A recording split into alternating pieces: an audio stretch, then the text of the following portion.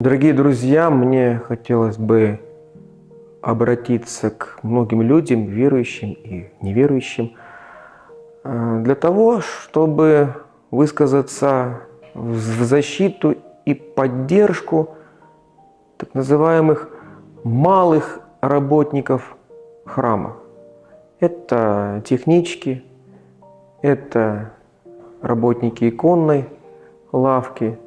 Я очень часто вижу, как их обижают. Понятно, что мы сами многие не совершенны, кто-то устал, есть какие-то психологические у людей проблемы.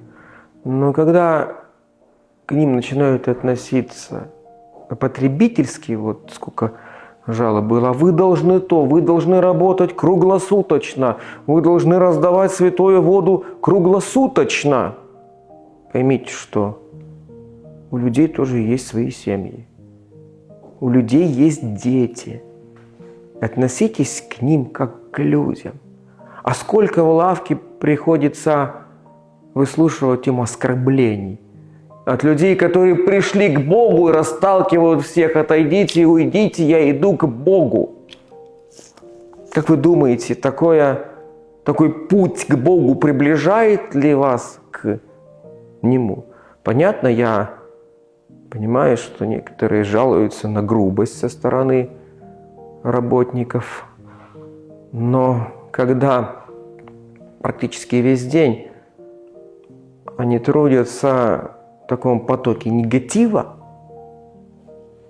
работает уже человеческое, люди просто не выдерживают. Поэтому, если вы действительно приходите в церковь и хотите принести духовную пользу, вот вам Господь дает первое задание. Не споткнитесь об него. Мы тащим в храмы целые бревна, лесовозы своих грехов.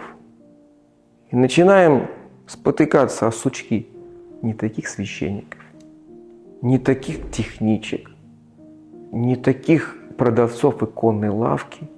И в итоге мы уходим из храма непрощенными. Вот это помните, очень важный момент.